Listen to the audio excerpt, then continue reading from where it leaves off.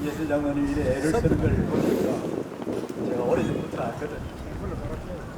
끝까지 자기 생각을 꼽히지 않는 그런 열정을 갖고 있는 분인데 그 앞에 서면 제가 몹시 부끄럽고 그래서 이 토요일 되면 항상 이 자리부터 생각이 납니다.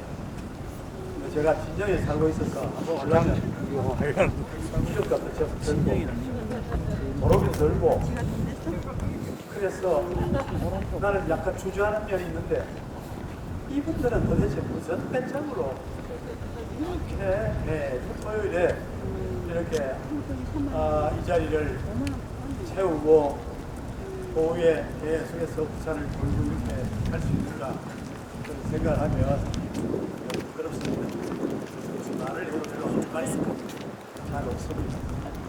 근데 춘래 불사춘 그런 이야기 들었죠. 봄이 왔다고 하지만 봄같이 않다. 오늘 마치 춘이라고 했는데 제가 몰랐습니다. 입춘이라는 거의 입춘이 됐지만 그래서 부산이 좀 날씨 좋고 따뜻하고 이제 할만하다 싶지만 사실 눈을 들어서 다시 한국을 보면 전혀 봄이 느낌이 잘 들지 않습니다.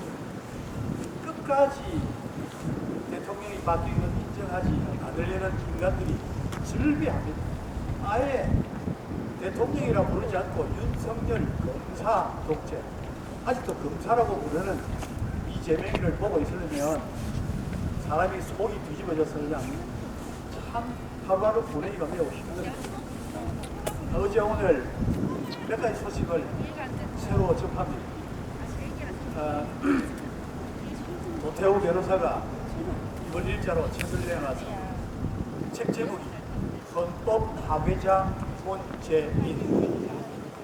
이재명에 관해서 장영하 변호사가 굿바이 이재명, 굿바이 이쪽으로 됐네. 굿바이 안 하고 계속 기어들었는데 문재인을 향하여 정확하게 헌법 파괴자라고, 그것도 다른 논리가 아니고 문재인이 5년 동안 연설한 연설문을 전부 모아서 그것을 분석해서 그 문선순물 안에 나타난 사상이 헌법을 파괴하는 자라고 증명해낸 매우 귀한 그런 작품이 나왔습니다. 어제 미국 하원에서는 김정은을 포함한 그런 독재자들을 싸잡아서 사회주의자들 규탄 성명서를 하원의원이 채택을 했습니다. 사회주의 규탄 성명서라는 것을 공적으로 미국 의회가 채택을 했습니다. 아주 놀라운 일입니다. 사회주의는 공산주의보다는 약간 그래도 좀 덜한 것입니다. 사회주의, 공산주의의 목표가 뭡니까? 그들이 가지는 정말 좋은 말이거든. 평등. 무조건적 평등. 그래서 하향 평준화를 이루는 것 때문에 이제는 사회주의가 손을 들었잖아요. 그 사회주의를 과격하게 폭력을 통해서라도 해야 된다는 것이 공산주의입니다. 공산주의와 사회주의는 정도의 차이가 있을 뿐 같은 사상을 갖고 있는데 그 사회주의, 부드럽다고 생각하는 사회주의에 대해서는 미국 의회가 공적으로 규탄 결의안을 내고 김정은은 폭력 독재자들이라고 선언을 했습니다. 여러분, 그런데 아직 대한민국은 굿바이 이재명이 여전히 살아있고 헌법 파괴자 문재인이 아직도 양산 아방구에서 편안하게 살고 있는 이상한 나라가 되었습니다. 외국에서는 지금 펄펄 끓어오르는데 막상 집안에서는 멀거니 쳐다보고 있는 이런 상황입니다. 조희연, 정교조 해고된 교사들을 부당으로 채용한 조희연이 결국 재판을 받았어 1년 6개월 징역형에 2년 집행유예를 받았는데 아직도 번젓이 교육감을 하고 있고, 그리고 놀랍게도 경기도 교육감 임태희